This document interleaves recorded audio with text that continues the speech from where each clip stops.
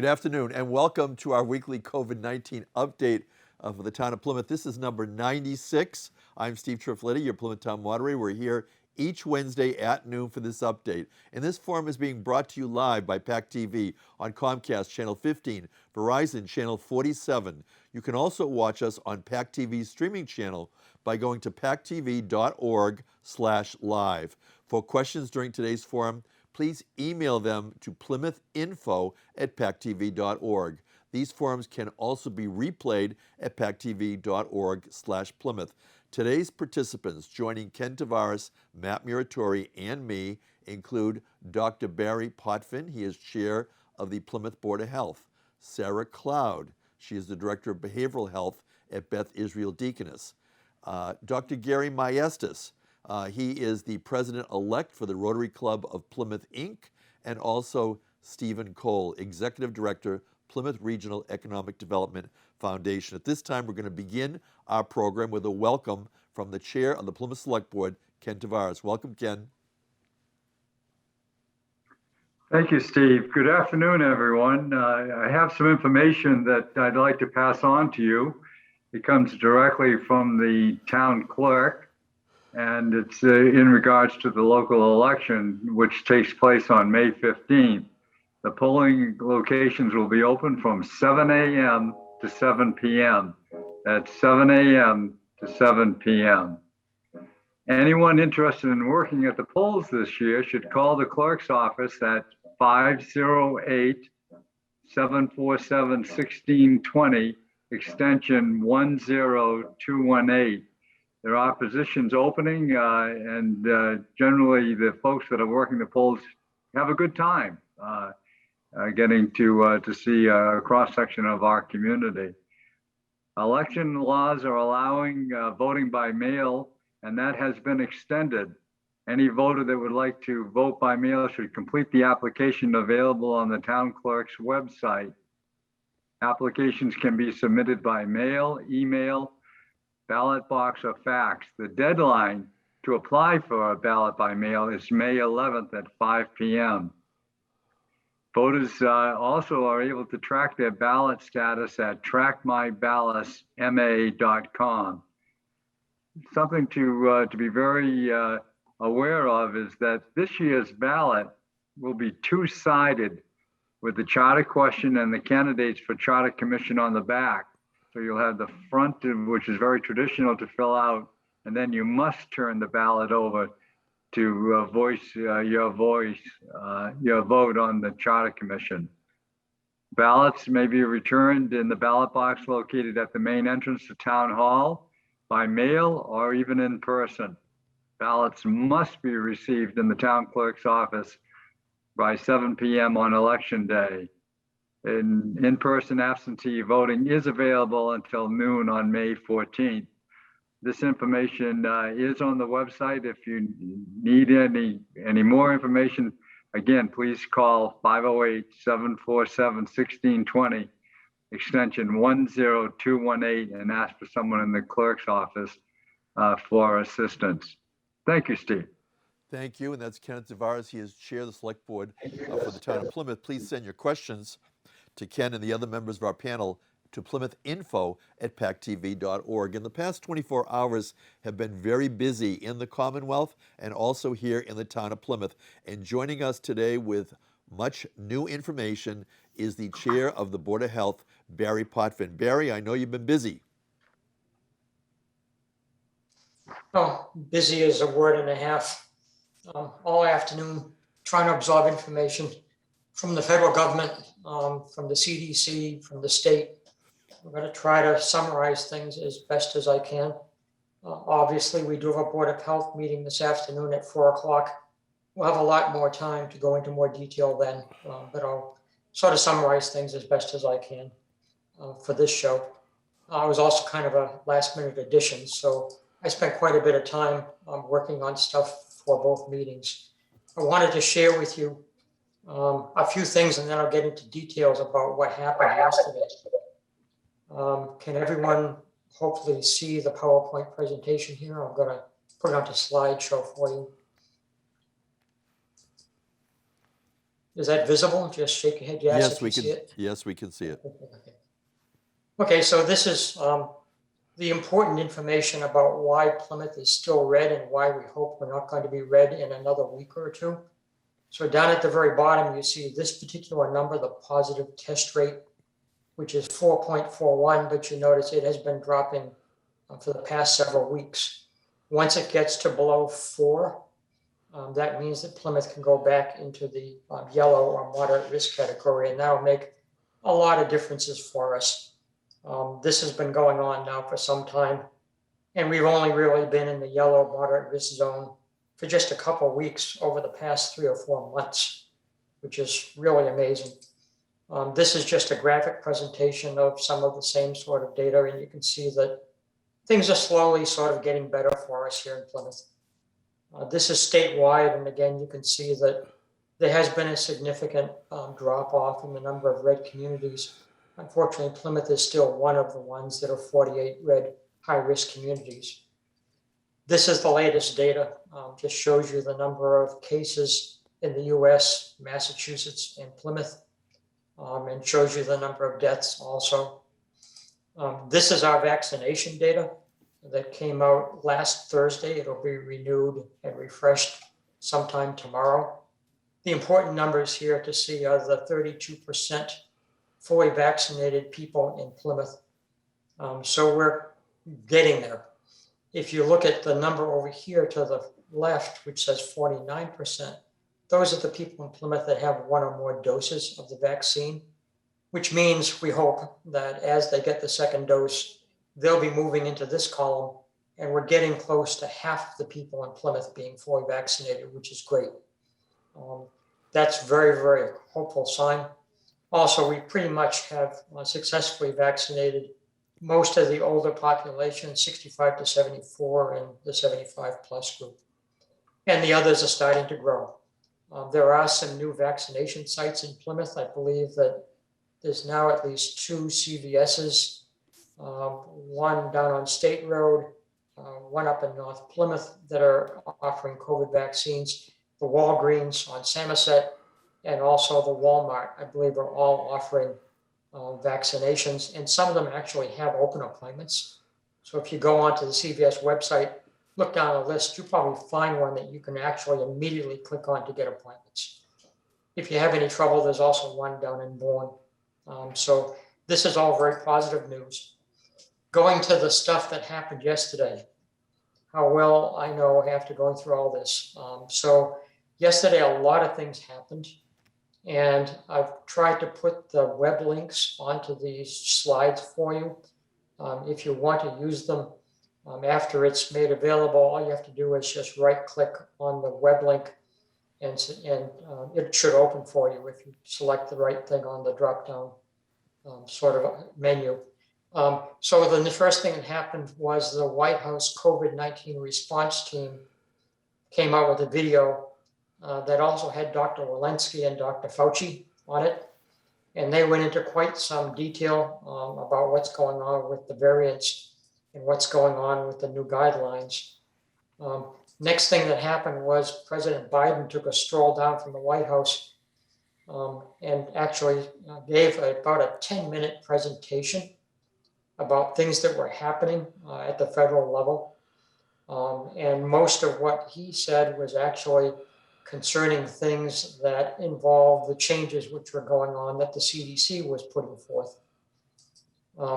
This was Governor Baker's update, which came on after that, and he gave it from a state perspective. And the last thing I want to show you, and this one is really, really important, I came across this, and it is without any doubt the best source of all COVID-related information for everyone. And I do mean everyone. It's a lot of information. I'm going to try to show you if I can. No, I guess I can't do it. If you click on this particular link, then you would see a lot of information with lists that you can actually scroll through on the far left side. I don't know if anybody at PAC TV can actually open that link for us. I don't seem to be able to do it myself right now. If they can or if they can't, if you would do that, it'll answer almost every question that you had. I wanted to also go into some of the other information about these orders that came out yesterday. So according to Governor Baker's office, there's going to be effective on Friday a new face covering order that's going to relax a lot of what was going on in outdoor settings. So they're going to require face coverings outside in public when you can't maintain a physical distance of about 6 feet, and at other times required by sector-specific guidances. It's going to require also face coverings will have to be worn at all times in indoor public places. It's going to continue to be required at all times at events, whether indoors or outdoors, whether held in a public space or a private home, except when eating and drinking.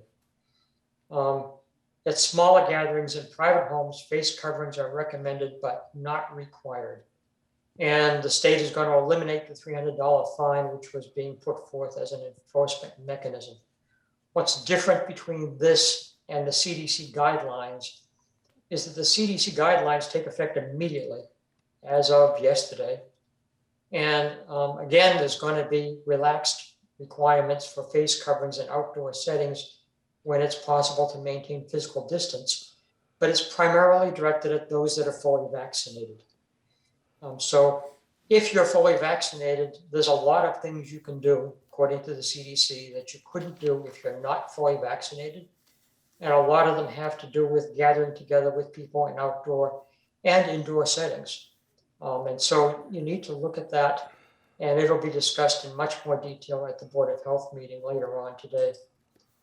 Effective on May 10th, they're going to expand the seating at large indoor and outdoor venues and stadiums, ballparks, arenas. And they're going to go from 12% maximum capacity to 25%. The Commonwealth is going to reopen some things, including amusement parks, theme parks, outdoor water parks, allowing them to operate at 50% capacity after they submit safety protocols to the Department of Public Health. So this has to be a pre-approved sort of thing for these things to occur.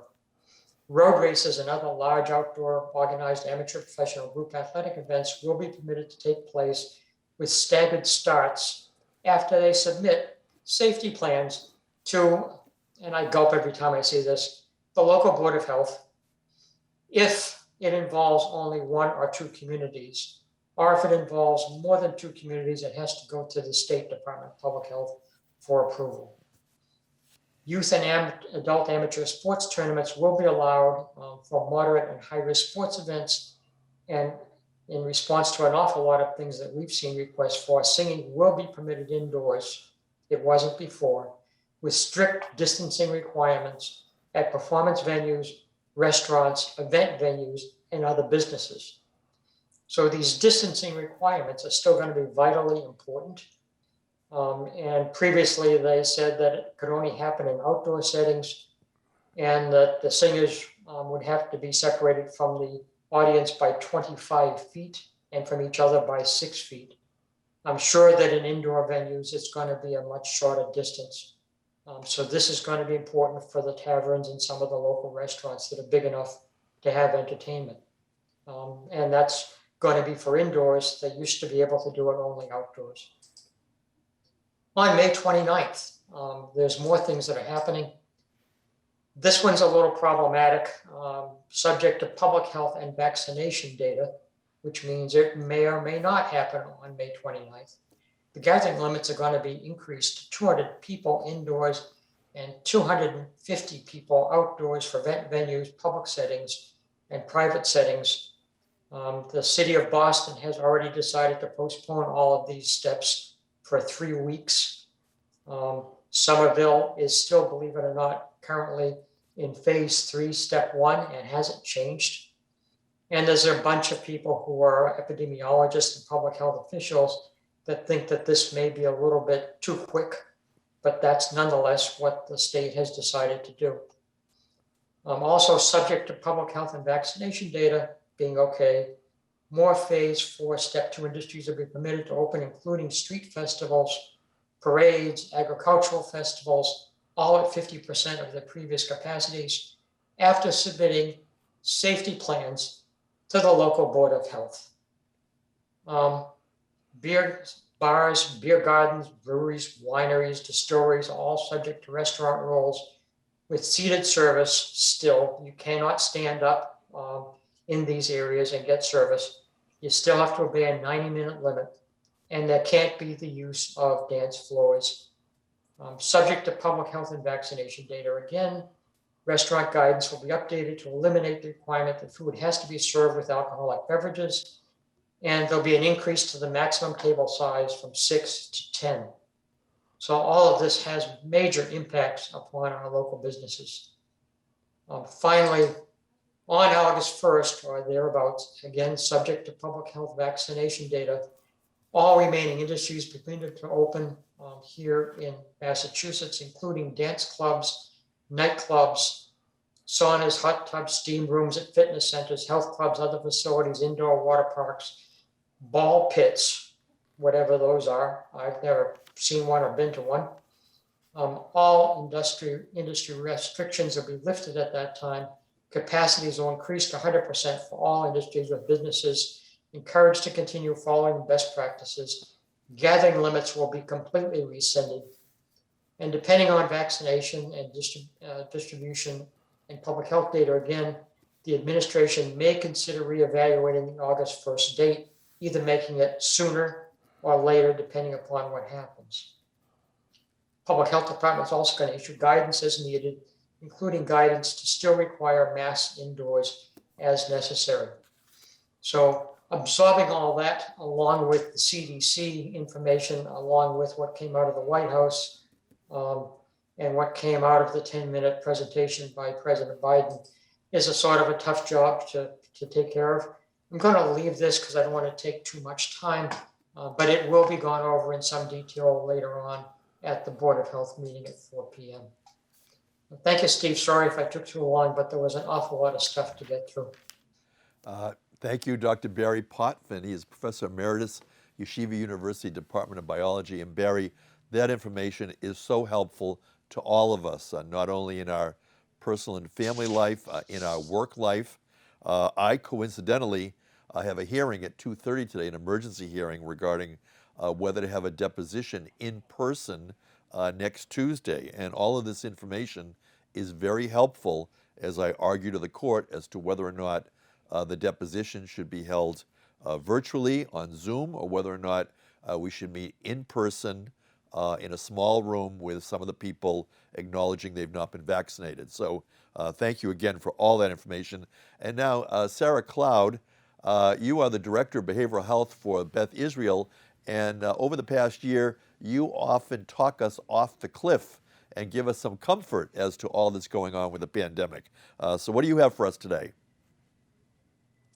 Thank you for having me here today.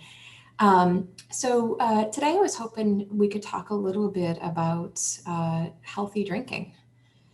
So drinking alcohol is a source of pleasure and relaxation, especially during the pandemic. I know a lot of us have turned to that as an escape and as an activity as we're kind of stuck at home or physically isolating.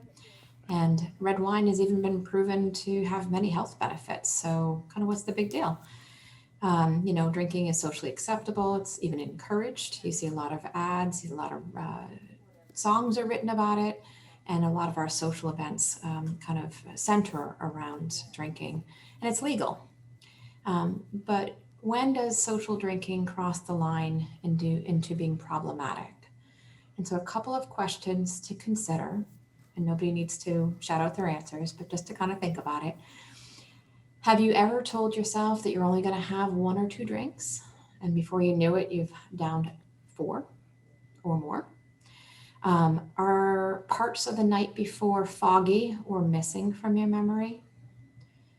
Do you walk in the door after work or after being out and almost immediately reach for a drink, telling yourself, I deserve this. It's been a really hard day. Do you wake up in the morning feeling foggy and feeling lousy and promising yourself you're going to cut back? And as the day progresses, you start to feel better. And by dinner time, you're telling yourself, I'm just going to have 1 glass of wine or 1 beer with dinner. And so just like diabetes, heart disease, and other health problems, drinking problems develop gradually. And before you know it, it sneaks up on you and you begin to feel lousy and groggy more days than not. And you often rationalizing and defending your drinking and how much that you're drinking.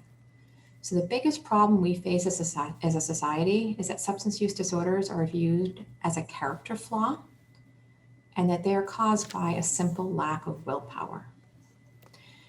But yet we don't expect people to manage their diabetes or heart disease with willpower.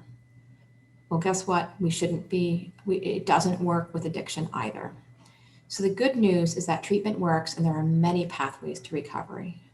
One pathway I'd like to highlight today is wellness. We are very fortunate to have a local chapter of the Boston Bulldog Running Club here in Plymouth. So the Bulldogs, for those who may not know or be familiar with them, is a co-ed 5013C nonprofit club established to provide an anonymous and safe community of support for all those adversely affected by addiction. So that includes people considering recovery, those in recovery, and their family and friends. It also includes the clinical community and the community at large. So I'm not an accomplished runner. Very often at the end of a run, my app will tell me that I just had a really great walk. And I really was intimidated to show up at a running event for the first time. But I just want to share that the Bulldogs are the most welcoming group of people I've ever had the pleasure of encountering. And it's really, really about wellness, connection, and community, not about competition or athletic ability. So Boston Bulldog Running Club members come in all shapes, sizes, and ages. Some are in recovery, some are considering recovery, some are family members impacted by recovery, and others are treatment providers like myself. So in addition to meeting weekly for walks and run, the group also offers wellness sponsors, meditation, and giving back events. And I'll share a little bit in closing about the dates and times in which the Boston Bulldogs run here in Plymouth. Thank you. Thank you, Sarah Cloud. She's Director of Behavioral Health at Beth Israel Deaconess in Plymouth. She's here along with our panel to answer your questions. Send them to PlymouthInfo@pactv.org. And at this time, we welcome back Dr. Gary Maestas. Dr. Maestas was here often at the start of our COVID-19 Plymouth responses, but he was here in his capacity as Superintendent of Plymouth Public Schools. Today he returns as the immediate past superintendent, now retired, but in his new role as president-elect for the Rotary Club of Plymouth, Inc. And Dr. Maestas, what have you been doing in connection with this nonprofit organization in Plymouth, and is there hope for other nonprofits and groups in Plymouth as we continue to navigate the challenges of the pandemic? Steve, thank you for having me. And, it's been a significant challenge for our Rotary Club, as well as other clubs that I'm connected with, to try and convene during COVID. We did a strategic change to how we operate our meetings, just like many other groups have. We were a group that met, once a week. We met live at a local establishment, and we had our hour and 15, hour and 20-minute meetings every week.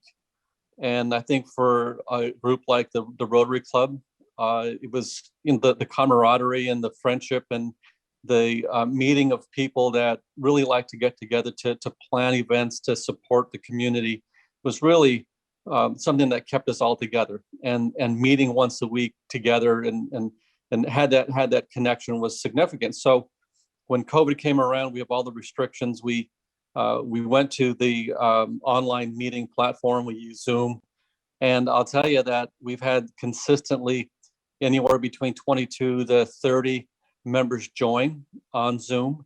And I think it has opened up the opportunity for our organization to be able to expand what we do prior to COVID, because, a lot of times people that are in organizations can't get away for a meeting, but they can actually log onto the computer and actually join. So what we've done in the Plymouth Noontime Rotary is we do meet, we have some members of the organization that do come together. We meet at Alden Park, 12:15 every Monday. And a few people meet. We probably have 8 to 10 people meet live.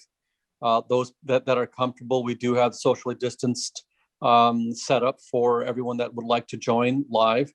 And then we have a really decent setup where we can, have a Zoom camera in that conference room that we're at, and anyone that would like to join, that's a club member, and they join. Also, we have a number of people that have joined that are guest speakers, and they can be from anywhere around the world, which actually has expanded our ability to reach out. I think COVID, for all the difficulties that we've seen, I think it's really caused a lot of things to happen technology-wise that we weren't even thinking about before. So, for us as an organization, it has really helped our membership stay in tune.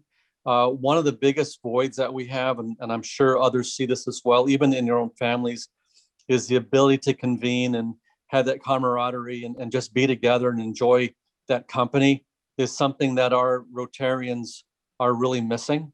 And that's what the biggest challenge that we have right now is, we have a number of events every year. We had our recent Rotary auction, which was our 26th annual auction, and it was done all virtually, which was amazing. We had a few people in the studio that were, managing things at the studio, but behind the scenes, we used a virtual auction tool, and we did our auction over a week, which was unusual for us. We did change gears, and we were able to produce a very, very positive auction. We raised the amount of money that we typically raise, which is something that we didn't think was possible. But I think the whole virtual aspect and utilizing technology, if there's a will, there's a way. And our Rotary is really centered around people that want to give back. And just like other organizations in Plymouth and surrounding communities, a lot of these meetings are taking place. And I think they have allowed us to enhance our operation and hopefully down the road when COVID settles down and people feel more comfortable getting together. I do believe our Rotary will still have a virtual opportunity for people to join the meetings because it's kept people in tune. So Steve, we've made some adjustments, but I think the entire population of Rotary, I know that the Sunrise Rotary is doing some similar things. So it's wonderful for these community organizations to stay together, to continue with their mission. And I'm just grateful to be part of the community and the willingness to succeed and survive and accommodate during such a difficult time. And thank you for having me, Steve. Is the president-elect for the Plymouth Rotary Club that meets at noon each Monday. And I know this past Monday, Gary, your speaker was your co-panelist, Sarah Cloud. So a lot of relationships here continuing throughout the community. At this time, we're going to continue and welcome Stephen Cole. He's the Executive Director for the Plymouth Regional Economic Development Foundation. Steve, what's happening in our local Plymouth economy? What isn't happening? My goodness, there's so much activity this past week especially. I spent the last year basically accepting any meeting with anybody who wanted to meet with me because I had some free time. Frankly, now I have to manage my calendar again, and I'm reflecting that people have to come back another day. We did a brief survey in the downtown, and I know folks have seen this, but we've had 7 new businesses open in the downtown alone during COVID. Some of them are food related, some of them are retail related, but nonetheless, we've seen 7 new businesses in the downtown. I've been in contact, in fact, with a young lady entrepreneur who actually relocated to Plymouth from Texas, and she's also starting her own business as a high-end clothing boutique. There's still some work to do. We're seeing some positive progress, but we're still at about 7% unemployment. In hard numbers for Plymouth, that equals about 2,000 people. It's a little more than 2,000 people. In a town our size, that matters. So I've been saying all along that if your job is not going to be there for you, it's important for you to think about the type of job you do want to have and work with the foundation if you don't know how to go about starting up a business and create that job for yourself. Frankly, at the foundation, there's a couple of approaches that we're taking to help our recovery. On the one hand, we could recruit businesses in and they could bring 500 or 1,000 jobs or whatever it is to fill the gap.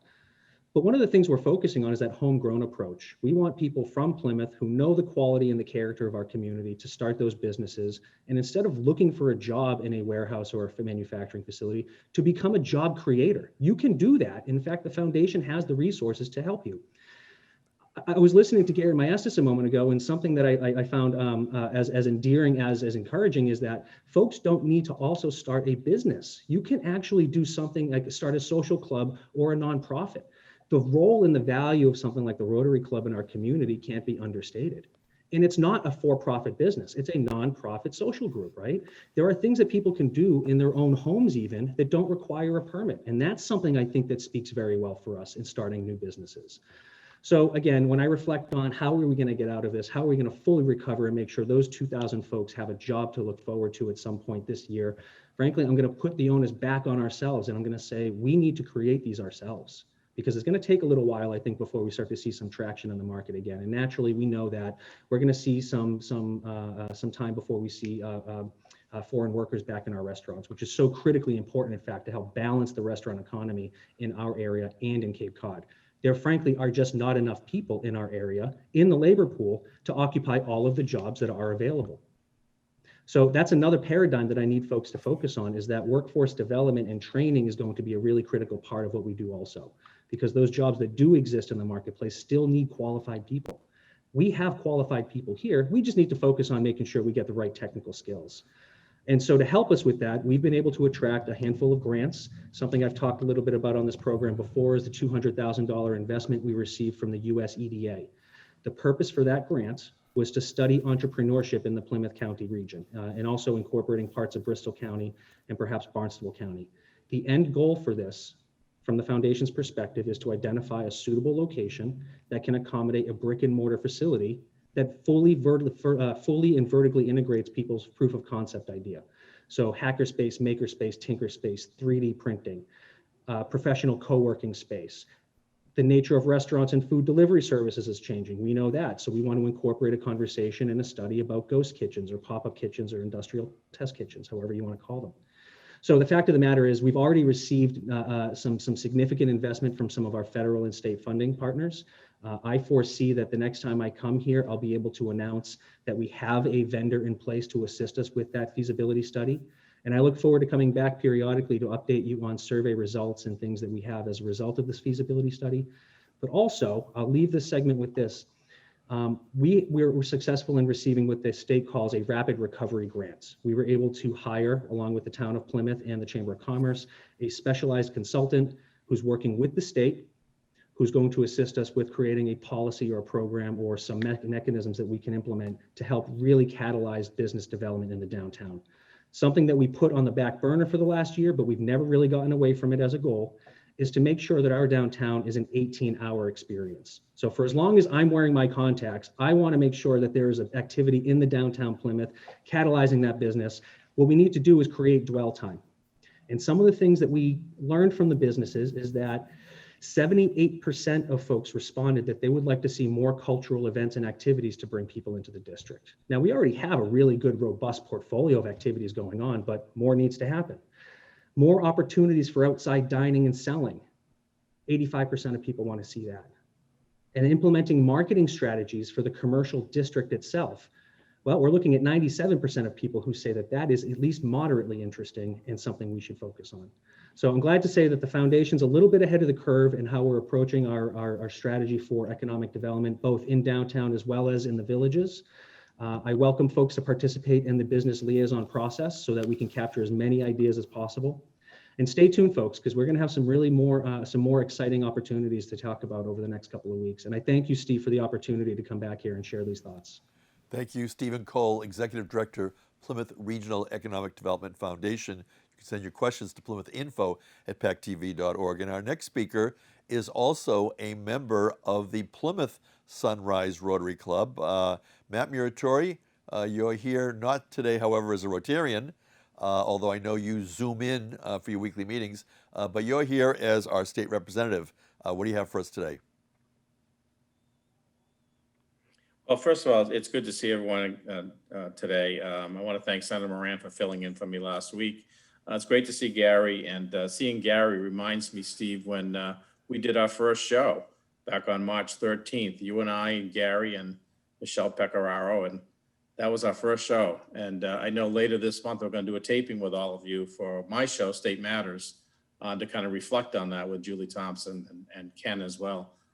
So I'm looking forward to that. But we've come a long way. And I also thought about when Gary was talking about nonprofits. I remember back in March and April when we were shutting down, and we were really concerned about nonprofits just collapsing altogether and not being able to function, not being able to raise the funds that they need in order to give back to our community. And, you know, as Gary said, you know, there was so much people coming together with different ideas on how to do that in this hybrid model, and still meeting and still being able to have events like the Rotary auction. And I thought that was fantastic, the way that was done. I think it made it a lot easier for people too, to be able to bid and get some money for the community. And so glad to see that. And I know our Sunrise Rotary has been doing monthly raffle baskets, and we've been, you know, collecting, you know, $1,500, $2,000 a month from that, and being able to give all that back to the community. So it's good to see that we as a society have been able to pivot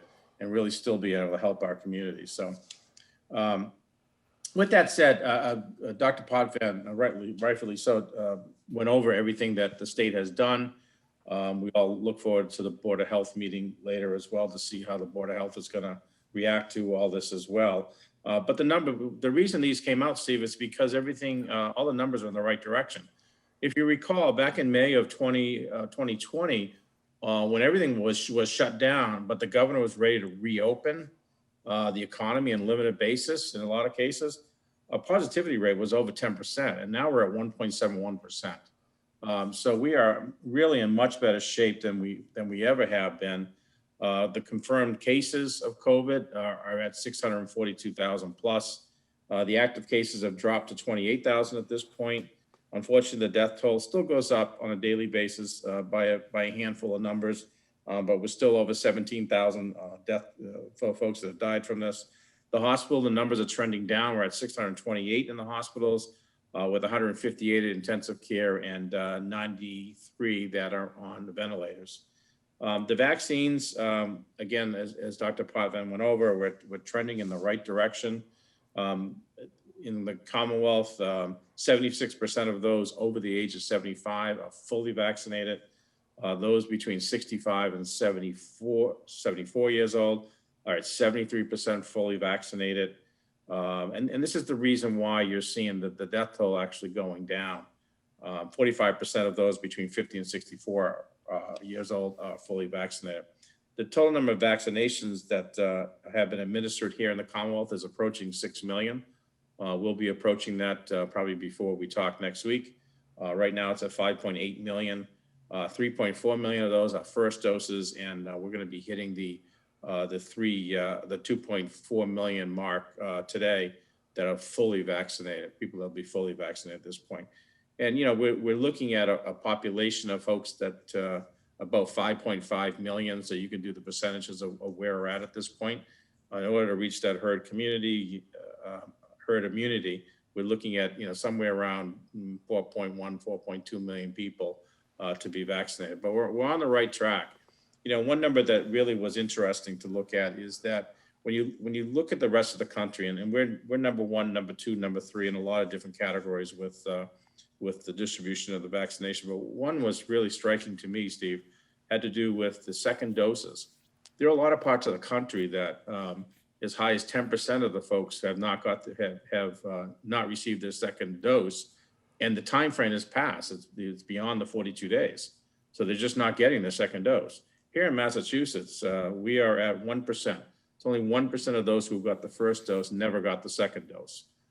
So we're doing a really good job. We need to continue to do that. And as Dr. Potvin was talking about, you know, these dates, you know, the mass for April 30th and the May 10th openings and the May 29th opening, August 1st. These are all tentative. I mean, they're all definite at this point. But as long as we can continue to do what we're doing, we'll hit these targets, but these dates could be pushed up earlier too. If more and more people would get the vaccination, these dates could be pushed up further. So if there's an incentive for people out there that are wondering, do I really want to get the vaccination or not? The more people that do it, the quicker we can actually open up altogether. So I would really encourage people to continue to look at getting the vaccination sooner than later. I'd say by Memorial Day, we're probably going to be, well over 60% or close to that mark. And by June, we should be close to that 70% mark that we're looking for. So, but the more and more people can do it and do it quickly. And Dr. Potvin mentioned about CVS. And I actually just made my appointment, Steve. I went online yesterday. I made it for CVS in Sandwich, right over the bridge from where I live. And at 1 o'clock on this Friday, it's a Johnson & Johnson one. But there are plenty of vaccinations available. And I just went to the CVS.com website and had plenty of places to go and plenty of vaccines available. So there's no excuse now for people not to. So that's the update from the state, Steve. Thank you, Plymouth State Representative Matthew Muratore. He'll be here with the rest of the panel to answer your questions. Send them to plymouthinfo@pactv.org. Next week, we'll be back here, and Ken and Matt and I will be joined by Dr. Philip Triffletti, an attending primary care physician at Beth Israel Deaconess. Also, we'll also be joined by Karen Keene. She's the Director of Public Health for the town of Plymouth. Michelle Brady is the Director of Elder Affairs for the town of Plymouth, and Amy Naples, Executive Director, Plymouth Area Chamber of Commerce. At this time, we're going to go to our questions. We're going to begin with Dr. Barry Potvin. Dr. Potvin, a viewer writes, I work in a Plymouth workplace.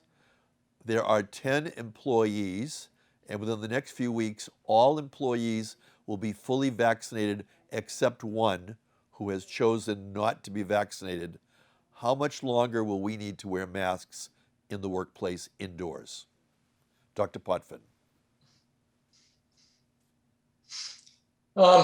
It's hard to say when that's going to stop. I believe that a lot of that, if it's a private business, is up to the business management. So I think it was gone over actually at the governor's update yesterday, that someone else asked sort of a similar question. Can businesses require you to wear masks to come into work? Yes, they can. Of course, there always has to be provision for religious and other exemptions that are standard. But private businesses operate as private businesses. And so they can require masks. The schools obviously can require masks for people coming in. And so can I say for sure that by August 1st, no one will have to wear masks indoors anymore? No, I can't say that. They are effective preventive measures, which are very important when anyone near you happens to not be vaccinated. So it's anybody's guess what the individual businesses will do about that. Thank you, Dr. Potvin. And continuing on, Dr. Potvin, with our closing remarks, what do you have for us today to add to your original presentation? Well, in a few words, hey, it's all about vaccinations. That is what's getting us out of the COVID pandemic problem that we're currently having. That's what's going to open our businesses. That's going to allow us to do all kinds of things we haven't been able to do now for more than a year. And I'm certainly thinking, as I'm sure Ken Tavares is, about how this is going to impact things that we might be doing for Plymouth 400. Postponed a whole year and still being postponed to some extent. But come August 1st or early fall, it does look, if things continue like it is now, that there may be a lot of possibilities for Plymouth 400 to finally get underway, as long as everybody takes things seriously, gets vaccinated when they have the opportunity, and tries to maintain a little bit of common sense and caution around other people who may not be vaccinated. So hang in there, we're getting there. Everything is going in the right direction. It's going to take a little bit longer to get as many people vaccinated as we need to, but it's coming. Thank you, Dr. Barry Potvin, Chair, Plymouth Board of Health, and Sarah Cloud, Director of Behavioral Health at Beth Israel Deaconess. Can we be hopeful going forward as people try to deal with the emotional and psychological challenges of over a year of the COVID-19 pandemic? Yes, I think that's a great question. And the answer is absolutely yes. We can be very hopeful. You know, in addition to all of these great updates and things changing and opening up and restrictions starting to lessen and we're moving in the right direction and people are getting vaccinated, you know, I think this is a really great time to get outside, to get connected and to recommit to our own wellness. And I think way too many people are struggling needlessly alone in silence. And to quote Coach Mike, who's the founder of the Boston Bulldog Running Club, together through connection, we heal. Through isolation, we suffer. So if you're interested in getting involved, please check out the Boston Bulldog Running Club website or follow the club on social media, or simply just show up at Nelson Park every Tuesday evening at 6:30 p.m. Again, all paces are welcome. You don't need to be, an accomplished runner. Most of us aren't, and walking is certainly available as well. So all you do is show up. Thank you very much. Thank you, Sarah Cloud. She is the Director of Behavioral Health, Beth Israel Deaconess, right here in Plymouth. Dr. Gary Maestas, you are President-elect for the Rotary Club of Plymouth, Inc., and on July 1, you become the president. Are you excited and optimistic still with the pandemic going on? You know, Steve, I'm very excited about my opportunity to support our club, our organization, and extremely optimistic about the resilience that we have seen through many opportunities throughout the community. I think the Rotary Club is just anxious to continue to help and find new ways of expanding its reach. So from my position and my perspective of being part of the organization, we have, close to 60 members of our club that are just so excited to be able to give back. We just have to find new ways of giving back. And we are resilient, just like other organizations and people in our community. And we just want to make the connections and draw those lines to be able to support people. So that's what we're all about. And I know we'll continue to do that, work with Sunrise Rotary to bring that bond closer and closer as the days go forward. But we're looking forward to a time where we can continue our work in the way that we did things, but also adding new perspective with what we've been through. Thank you, Dr. Gary Maestas. He is the President-elect Rotary Club of Plymouth, Inc., and we're going to go back to Stephen Cole, the Executive Director of Plymouth Regional Economic Development Foundation. And Steve, last week I was in another community. I was at a restaurant that had a deck on the lower level, and they were building a second deck on the second level to expand their outdoor seating. And right here in Plymouth, are we seeing local businesses also adapting, whether it be adding extra outdoor space or doing other things in order to meet the challenges of the pandemic? Oh, we are, Steve. And I got to say, there's no shortage of creativity. Our small business owners are some of the most resilient I think I've ever had the pleasure to work with, certainly in the Commonwealth. I've worked in a couple of different states and a few different communities.